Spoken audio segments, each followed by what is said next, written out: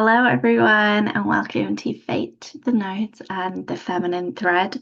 I'm really looking forward to sharing this story with you, so let's get stuck in.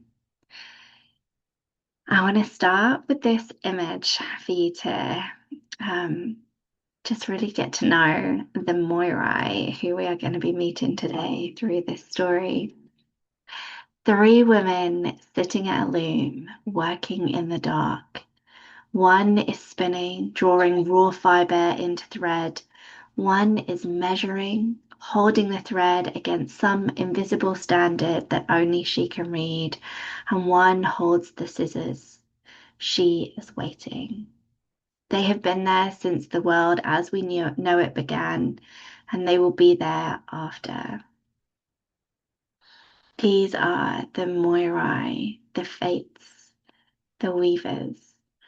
and um, and we're going to look at their story and how this shows up in our own charts, how we can relate their wisdom to our own astrology.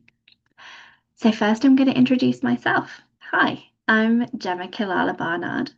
I am a mother, I am an astrologer, and I am a weaver of stories. And today we're going to look at those stories that we carry with us like threads through our lives, the ones which got tangled up with us that we need some time to untangle from our story going forwards, and the ones that are waiting for us to step into the fullness of them.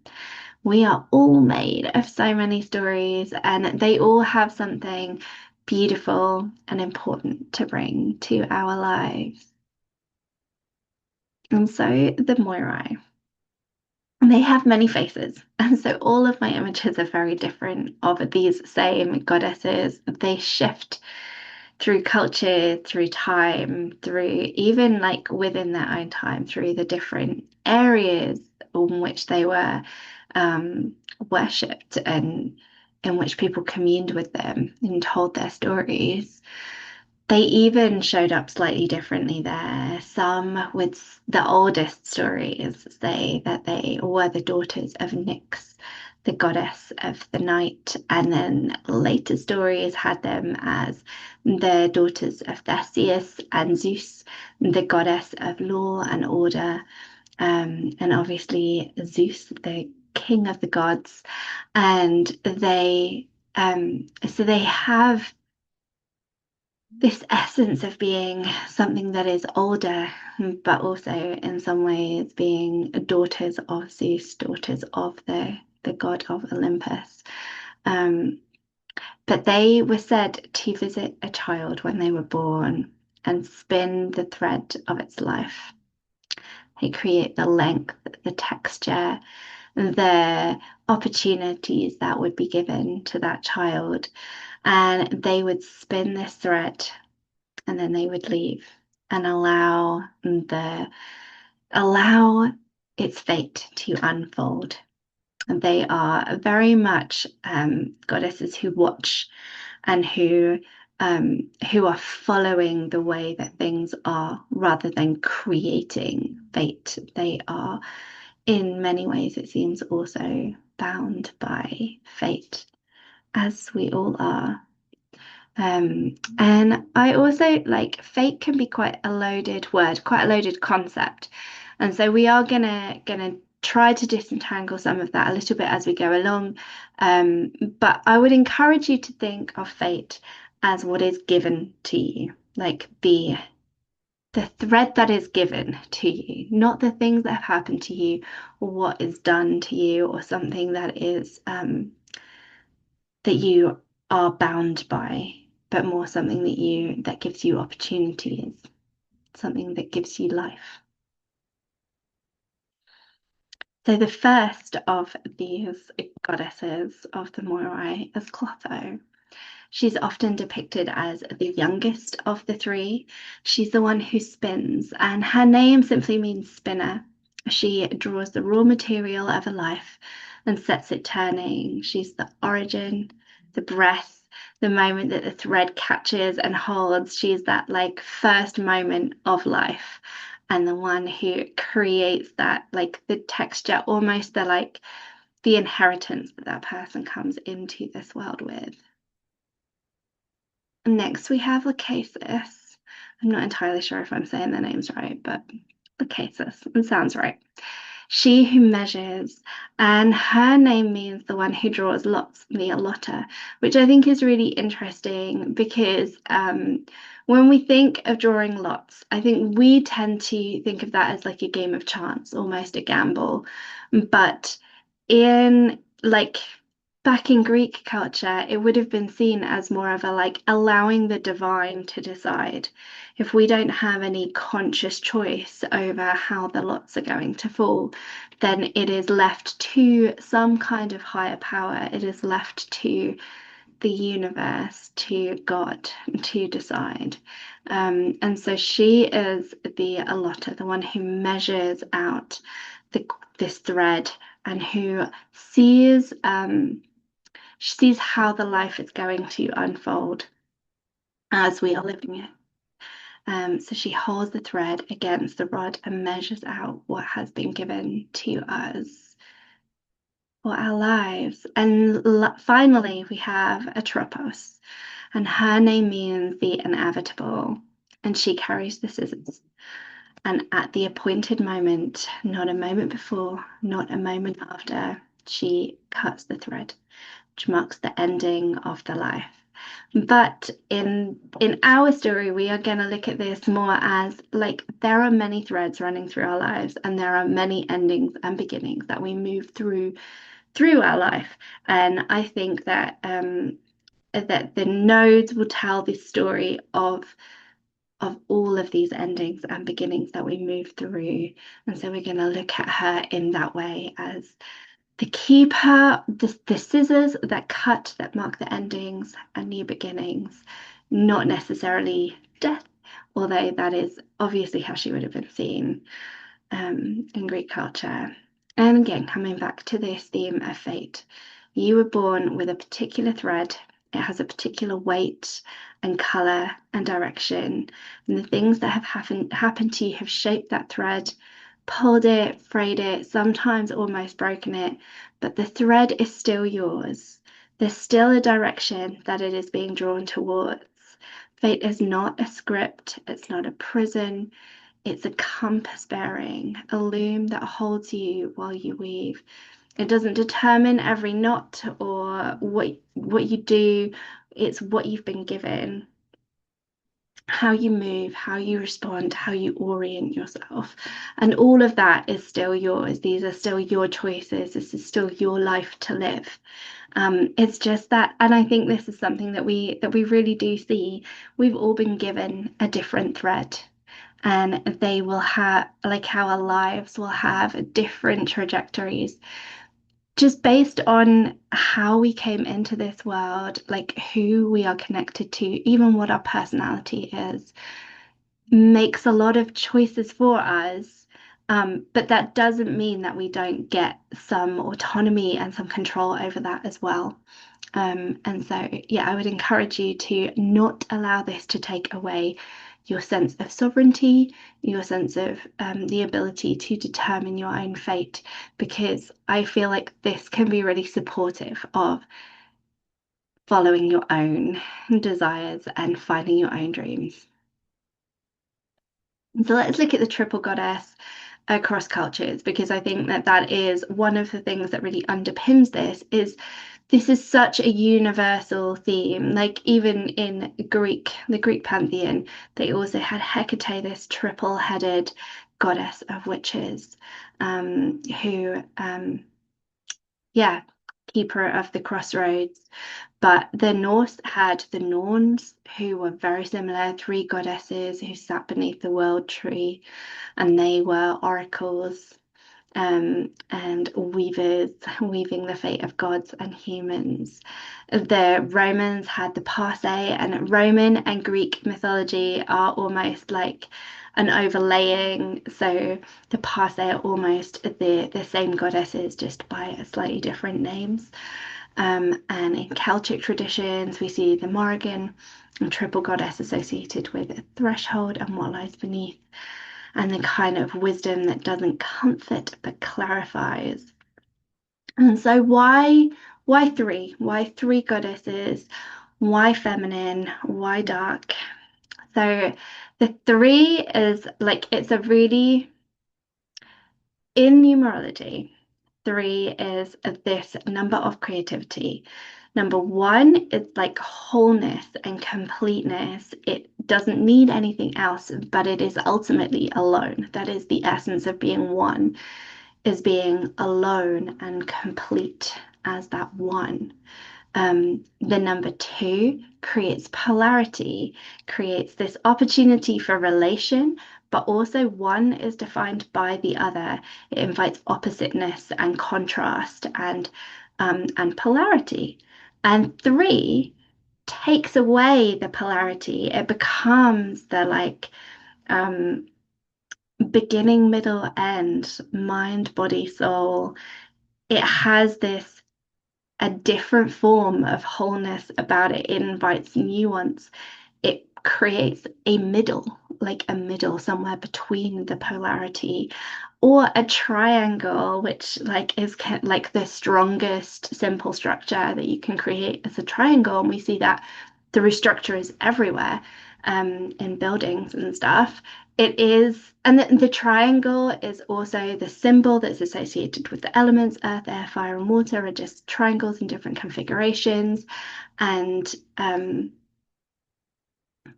yeah, so it has, and also relationship to the womb and that deeply feminine energy of creation.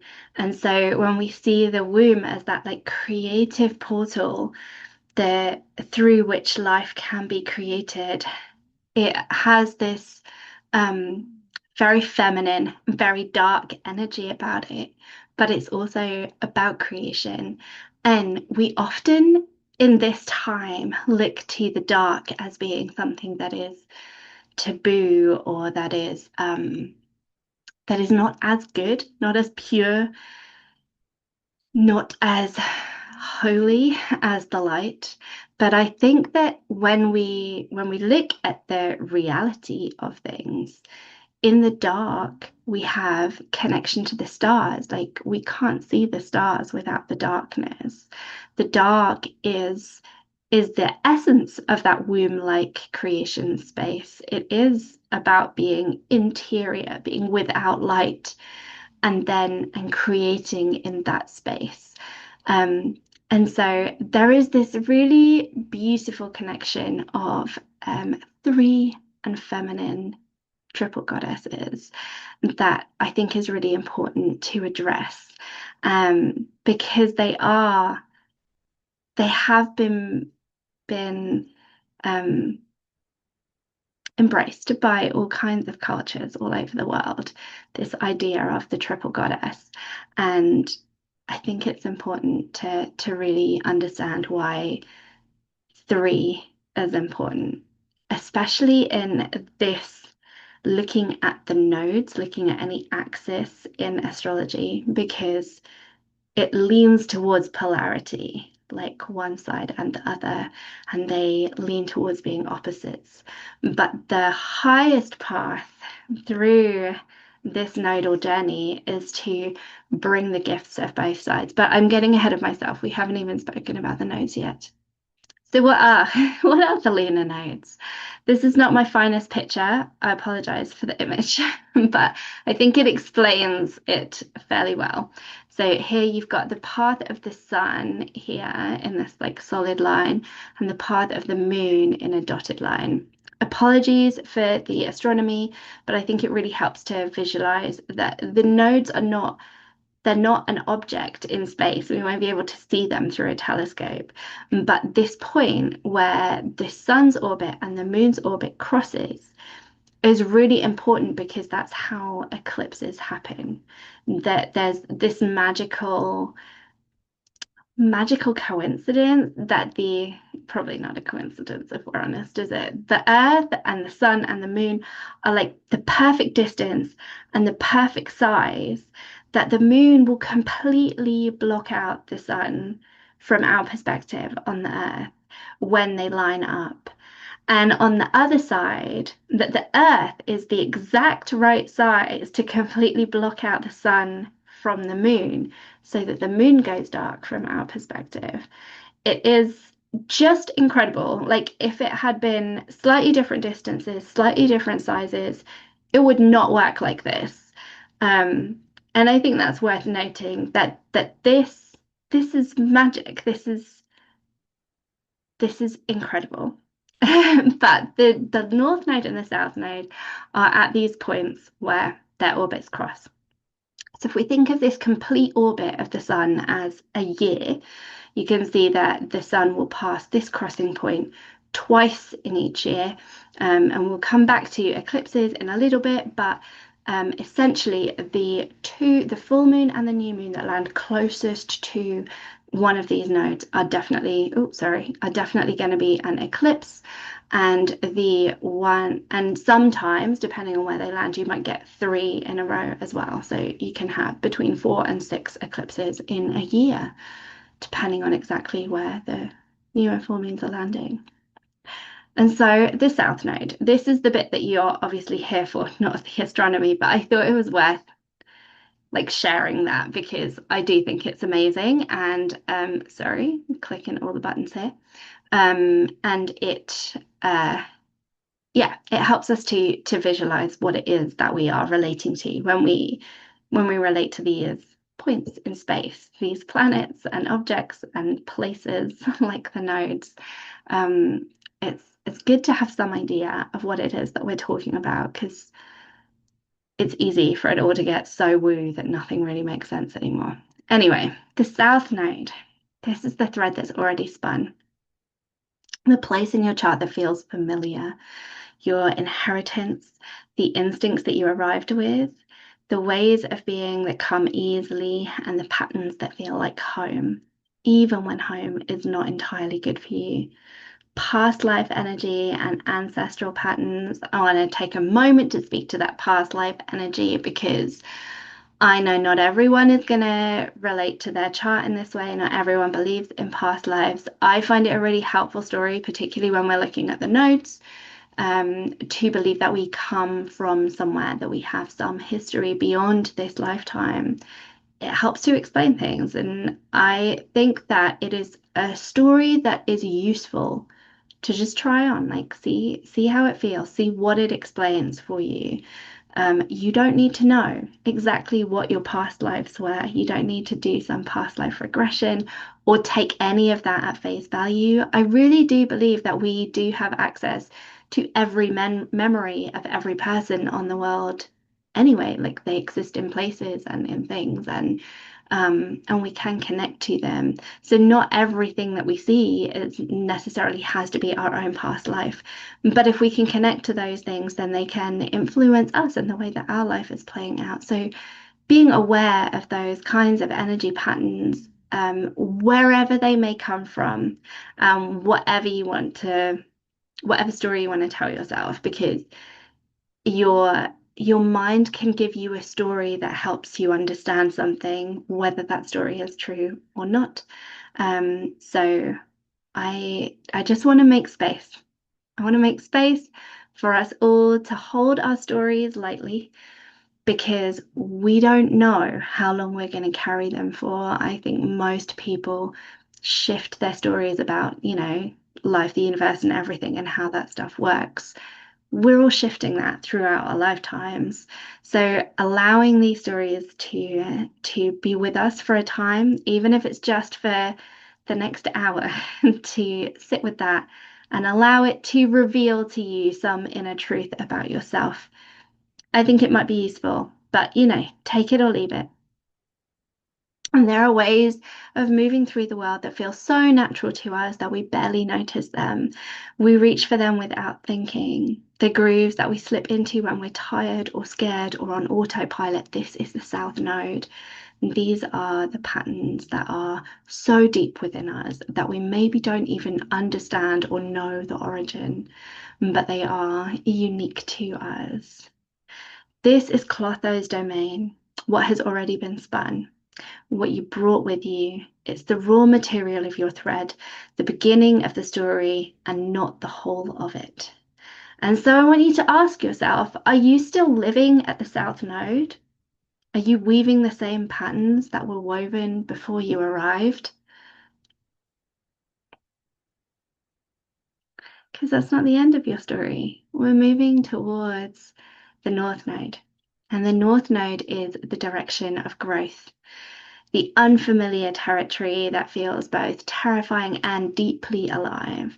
The North Node is a compass bearing, a direction that your soul is oriented towards in this life, whether you consciously walk towards it or not. Is the thread that's still being woven. The North Node points towards the things that people most want and also they most resist. And I see this often in readings that people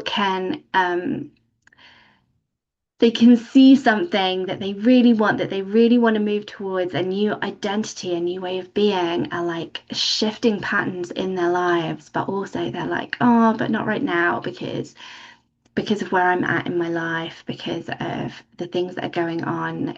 They're like, there's resistance there. There's often resistance there. And I know that for a long time, I had a lot of resistance to moving towards my North Node as well. It's the thing that they secretly long for, but they have 100 reasons not to pursue it. And the North Node lives in Lacase's hands. And this is the portion that is still being measured out and the thread still being given. You haven't reached the end of it yet, and that is the whole point. We're on a journey, and our chart, our astrology, it guides us through the whole thing from beginning to end. There is stuff there that is going to speak to your childhood, and there is stuff there that is going to speak right the way through your life. Stories that are going to continue to unfold. And so I want to offer you these couple of questions. You might want to screenshot this so you can come back to them later, or maybe do some journaling around them. What have I been carrying that was always meant to be my beginning, but not my ending? And where is my thread being drawn, even when I resist it? What is your North Node calling you into?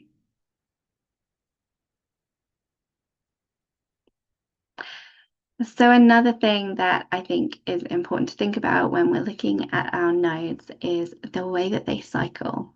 So they move backwards through the zodiac, and it takes about 18 or 19 years to get back to where they started. So every time that they come back round, you're going to have what we call a nodal return. Right, I wrote down ages because I can't remember them. But so if you were around 18 to 19 years old, 37 years old, 55-ish years old, 74, or 93, if anyone with us has reached that excellent age, then you could be experiencing a nodal return.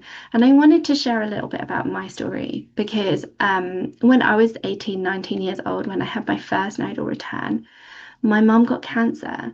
She got brain cancer and she died. And that was, yeah, like one of those big moments, you know, when you look back through your life and you're like, what were the moments that shaped me? That's it. That's one of the biggest ones. And it completely shifted the trajectory of my life. And yeah, it was massive for me. And so when I was getting to 37 and that next nodal return was coming round, I spoke to a bunch of astrologers. I was like, what's going to happen? Like how is this going to play out in my life? I was watching it and waiting for the other shoe to drop, you know? And I think we often do this when we have like really rough transits and we see that cycle come back round. We're like, oh no, that was terrible. So this is going to be terrible. And it is not like that. Like, I know this, I knew this. And that is not how it was the second time around. So if you are looking at your transits at these cycles coming back round, when a cycle comes back round, whatever cycle, like everything moves in cycles in astrology. But when it comes back round, you're moving in a spiral. So you're approaching it from a different level completely. And so when I got back round to that point, I was trying for a baby, and we'd lost a baby, and we had one, but we really wanted another, together. Like I had two by this point, but we really wanted another baby together, me and my husband. And I was doing everything I could to try to manifest this baby and feeling kind of hopeless about it. I don't know if anyone has ever been through that fertility journey of like wishing for a baby. It was yeah, it was a journey for me. And as I was in that journey, as this nodal return came round, that was around about the time that I fell pregnant. And yeah, and now I have that baby and another one. So so yeah, I just want to like share that. You can see how that's part of the same story, right? The loss of my mom, the becoming of a mom for like the third time, fourth time, depending on how you're counting. And I always thought motherhood was a bit more simple than it's like when you're in it, it's different. Like the babies that we have, the babies that we lost, the babies that we longed for. Um, yeah. But we now have that baby that we longed for, and it was a beautiful gift with my second nodal return. So looking forward to the third one now. Got a little while to go. Um, but yeah, every time it returns, something in your life is activated. The thread pulls, a door opens or closes or reveals itself to have always been there. And about every 6 months, the sun and moon align with the nodal axis, like I told you earlier, and then we have an eclipse. And this is where Atropos enters, and this is where the scissors come. So, what do eclipses do? Eclipses are points in the year where ordinary time tears open. Something that's been hidden becomes visible, something that has been visible goes dark. A chapter closes where you were ready, a door opens unexpectedly. And so this I often think of this as like as the sun and or the moon are completely covered, as their light is blocked. Some like in Vedic astrology, they describe it as a dragon that swallows the sun, swallows the moon. And they and as the light is swallowed and comes out of the other side, the quality of that light is changed. And I think there's something about eclipses that is really dramatic. Like it changes everything. The entire quality of the light for all of the world is completely different because an eclipse has happened. But also eclipses are happening, probably have happened over 100 times for you. They're happening 4 to 6 times a year throughout your entire life. You've been through so many eclipses, and some of them maybe completely transformed your life. And a lot of them, you might not have even noticed what was going on or what changed. And so it's worth like being realistic about this and not being melodramatic about eclipses, as I think we sometimes get a bit over the top about Mercury retrograde. Happens 3 times a year, has been happening for your entire life. You know how to handle a Mercury retrograde. And in the same way, you know how to handle an eclipse. Your body knows how to process its energy. You know how to move through it. Um, but eclipses, they are a tropos, the inevitable one, the one who cuts. And when an eclipse falls close to something significant in your chart, like your natal nodes or a planet that holds a lot of your story, maybe your sun, moon, rising sign, you'll often feel it really intensely. A relationship could end or begin with unusual speed and weight. There could be a change of circumstances that seems to arrive out of nowhere, but you can see that it's been gathering for months. Um, a moment, a moment of seeing something about yourself that you can no longer unsee. These are like classic things that happen around eclipses, especially if it's hitting your chart in a particularly intense way. So, how to move with an eclipse? The work of an eclipse is not to survive it, it is to receive it. to let the cut be clean, to trust what is being removed is making space for what is being woven next. And I think it's worth talking about beginnings and endings at this point, because we often will look at eclipses and see a solar eclipse as being like a new beginning, a lunar eclipse as being an ending. Wait a minute, have I done them wrong? Yeah, solar eclipse is a new moon, a beginning, and a lunar eclipse is an ending. And we can think of a beginning and an ending being somehow separate, separated by 2 weeks maybe, or being a standalone event, like this event was an ending and this was a beginning. But it's worth thinking that whether something's a beginning or an ending depends entirely on your perspective, because we don't invite anything into our life without turning away from something else, whether it's just releasing that spaciousness that was there before, holding space for it, or whether it's some other things that have to move. One of my mentors would say that every spell of manifestation is also a banishing spell, because saying to have a full-bodied hell yes to something, you have to be saying hell no to something else, to all the things that would get between you and that one thing.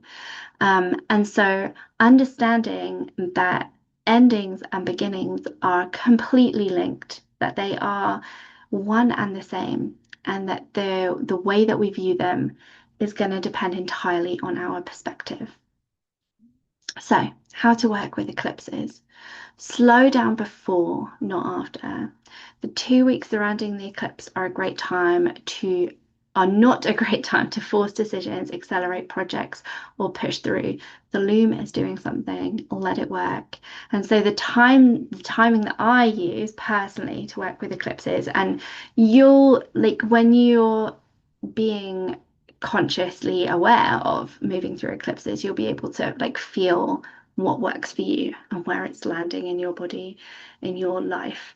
But I find that the 2 weeks before the eclipse, so like the new moon before the eclipse, and then and then there'll be 2 weeks, and then there'll be another eclipse, and then 2 weeks after that, and the moon after that. That's what I would call the eclipse portal.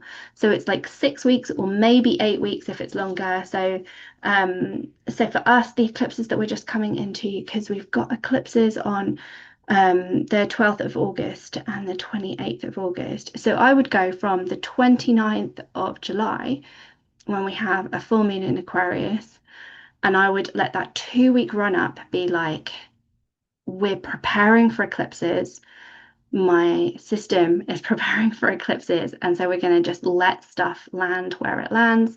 And then when we come out of the eclipse portal on the other side on September the 12th, then I would give myself that like 2 weeks after the last eclipse for integration and like allowing things to settle. I often describe it at the time that it feels like I'm spinning, like I can feel all these new things coming through. I have new ideas, I have new opportunities, but they will be there. They will be there. You can say your yeses in the moment whenever you need to. You don't put your life on hold, but just be aware that you don't need to be forcing or pushing. If you just let things flow during that eclipse portal, then the things that need to land are going to land, and you will always be exactly where you need to be.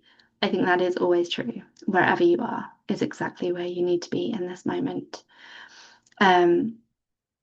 Watch the story, not just the event. Eclipses are rarely one moment. They are a beginning of a narrative that unfolds over weeks or months, a seed, not a verdict. So yeah, that what I just said there.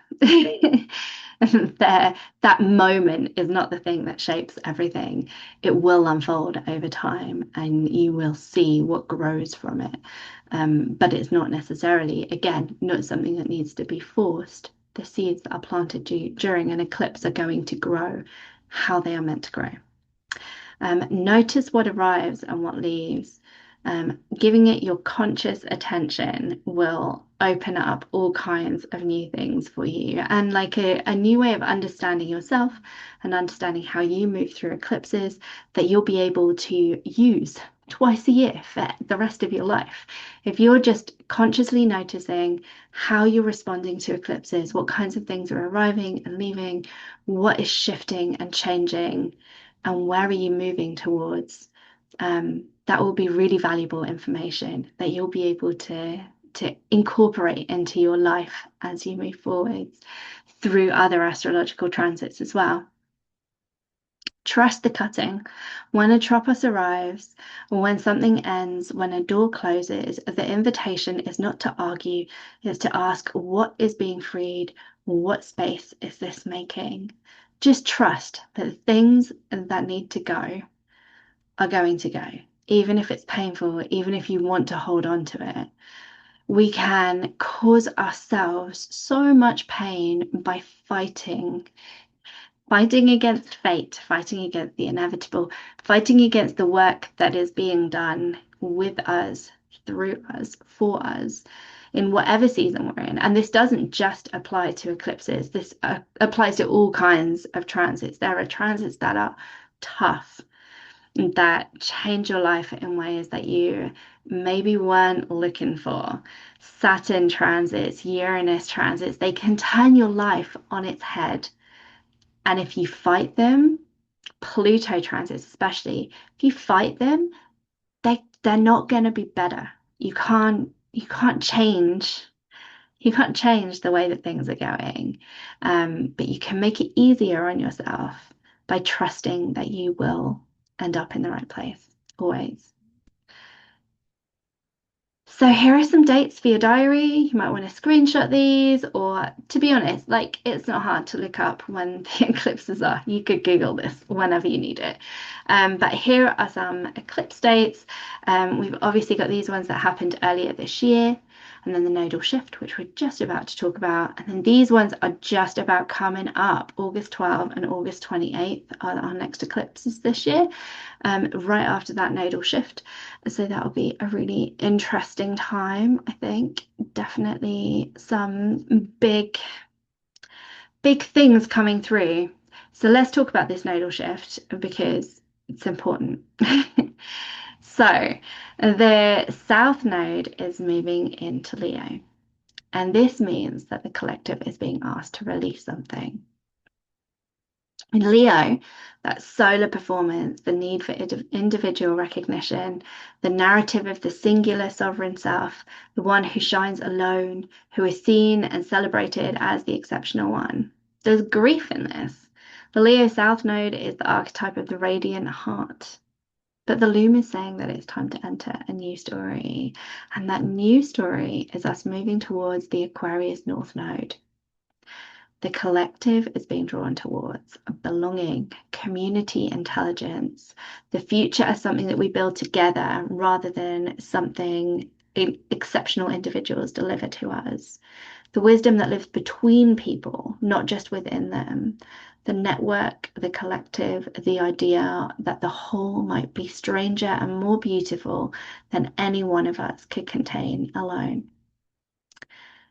And that story is echoed throughout the transits that we're experiencing at the moment, through Uranus moving into Gemini, through Pluto in Aquarius. We see this call to connectedness, to community, to collaboration, that is just becoming a stronger and stronger story in this time.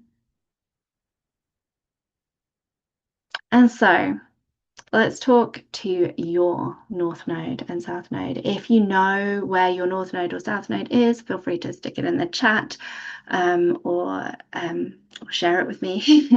But if your North Node is in Aries and your South Node is in Libra, the weavers spun you from the thread of connection, the instinct to balance, to consider, to make peace before war even begins.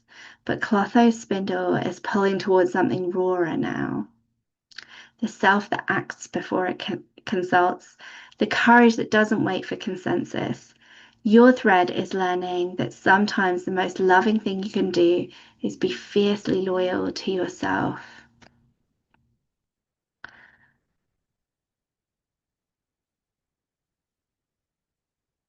Sorry, I can feel my voice going. The North Node in Taurus, this is my North Node. You arrived having already walked through fire. You carry the memory of transformation, of depth, of what survives the underworld. The weavers are drawing you now towards the physicality of things, the body, the earth, the slow pleasure of a life that stays. Your thread is learning that rootedness is not retreat. It is what all of that depth was building towards. North Node in Gemini. The thread Clotho gave you was already long and filled with adventure, spun for certainty on a quest for meaning. Your arrow is always aimed at the horizon, but Lachesis is measuring something smaller now, less certain. The question without an answer, the busy local places. Your thread is learning that wisdom sometimes arrives in the curious detail, not the big picture. The North Node in Cancer. You were spun from the fibre of structure, the thread of achievement and duty carried quietly, of knowing how to build what lasts. The weavers are drawing you now towards something that cannot be built, the soft place, the tended hearth, the courage of vulnerability. Your thread is learning that the greatest legacy you can leave is not what you made, but who you nourished. The North Node in Leo. And this one, it's worth thinking about how exactly where your North Node in Leo is, because we are moving into the opposite side of this with the North Node in Aquarius. So this will be like your nodal inversion, the like halfway point between your nodal return. And this sometimes means that you are going to be reflecting more on those South Node qualities just for this season as the North Node is moving through Aquarius. But yeah, this is your North Node in Leo reading. The weavers gave you thread that thinks in systems, that sees the collective, the pattern, the future as a project to be worked towards. Clotho spindle is pulling towards the heart, the creative act, the radiant self that does not disappear into the whole. Your thread is learning that giving your light to the world is not ego. It is the gift the collective actually needs from you. So yeah, definitely like leaning into the Aquarius as well as the Leo for you over the next year and a half. North Node in Virgo. You arrived wrapped in the boundless, carrying the memory of water, of dissolution, of the places where self and world blur into something vast. The weavers are drawing you now toward the body, the practice, the careful teaching of the small and real. Your thread is learning that the sacred does not only live in the formless, it lives equally in the materia, the daily ritual, the work of careful hands. North Node in Libra. The thread cloth I spun for you was forged in fire, self-sufficient, initiating, knowing how to move through the world alone and uncompromised. But Lachesis is measuring out something different now. The other, the mirror, the beauty that only exists in relationship. Your thread is learning that allowing yourself to be changed by another is not a loss of self. It is an act of courage. North Node in Scorpio. You were woven from the earth itself. Your thread carries steadiness, beauty, deep comfort of what endures and can be touched. The weavers are drawing you now into depth, into the mystery of what transforms, into the places that cannot be owned or held. Your thread is learning that the only way to keep anything is to be willing to lose it. North Node in Sagittarius. The weavers gave you a quick and silver tongue, carrying many questions, many connections, the gift of the messenger who moves between worlds. Clotho's spindle is pulling you now towards the distance, towards meaning that requires a journey, towards the truth that can only be found by leaving the familiar behind. Your thread is learning that some knowing requires you to go on a quest. Oh, as I was writing this, I was thinking I've been listening to the audiobook of The Hobbit with my kids recently. They're a bit small. I think most of it's going over their heads, but I'm enjoying it. And it's the story of this hobbit, like you probably know, this hobbit, Bilbo Baggins. And he is a quite sensible hobbit. He does not have any longing for adventure at all, and yet adventure comes to him, and adventure will not take no for an answer.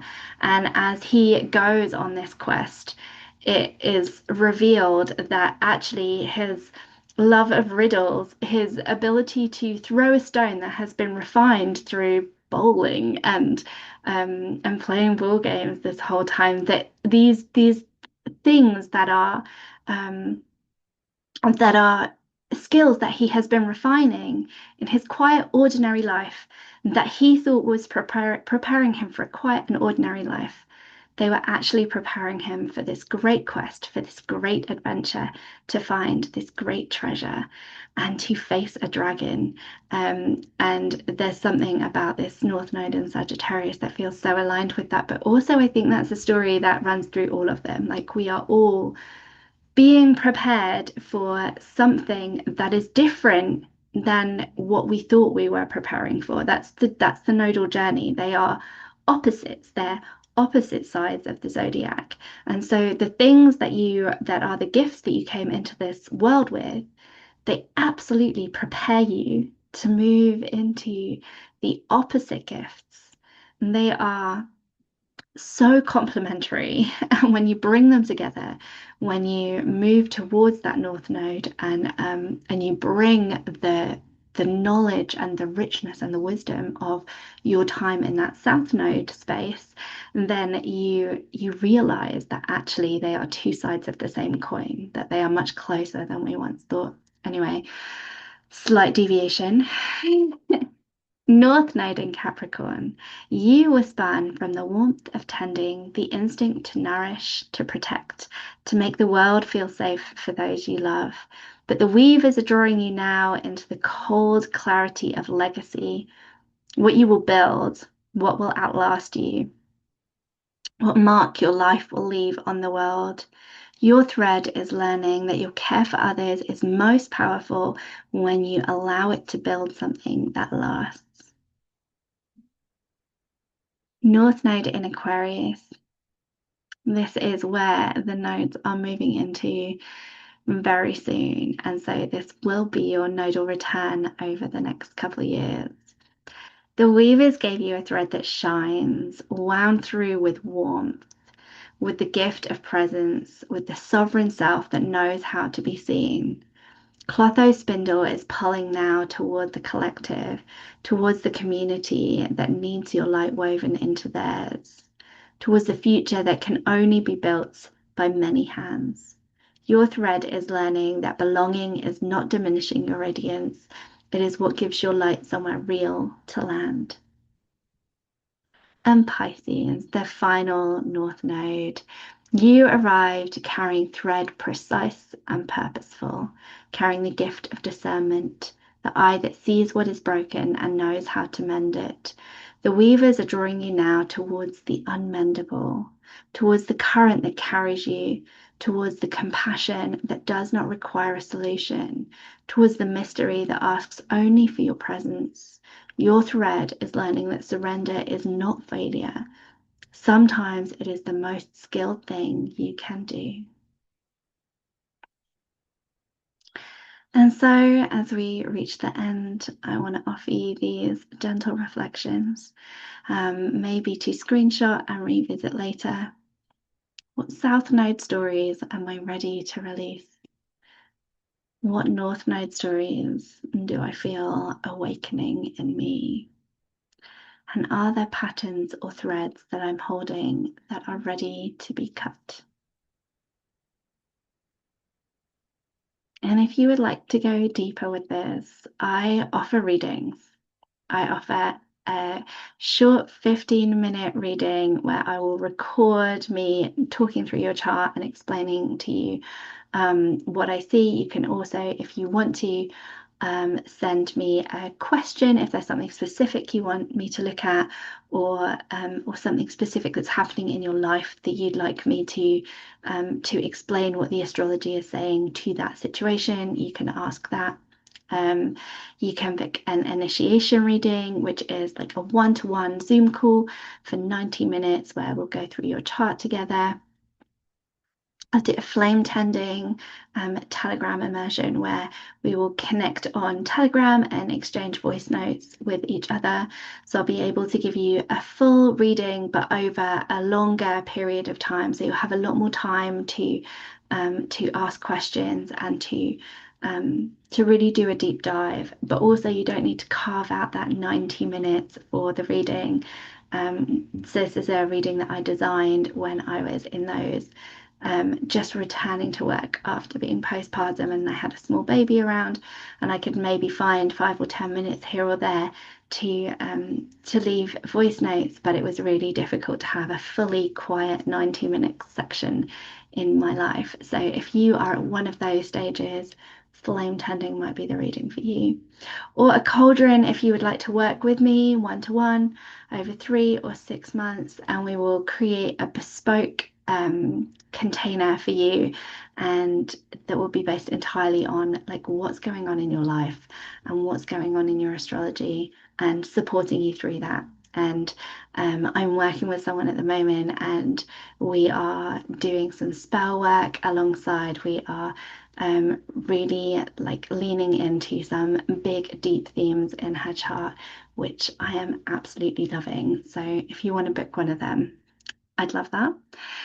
But also alongside this, I am offering lunar node soul sparks. So if you book a soul spark and you say I would like a lunar nodes soul spark, then I will do a really deep dive into your north node, south node, any aspects that are in your chart between them, any conversations that they're having with other planets, any pieces that feel like when I read through the descriptions, if yours felt like, oh, I'm not sure if that's actually me or that doesn't feel quite right, there's probably something in your chart that will explain what it is that's not feeling quite right. So if you're feeling that way and you would like to pick one of these, they're just available for a limited amount of time. And just when you book a Soul Spark reading, let me know you want a Lunar Nodes one. And thank you. Thank you, everyone who's joined me live and on the replay. Thank you for bringing your whole celestial self into this space. May the Moirai and your nodes guide you along your soul's journey.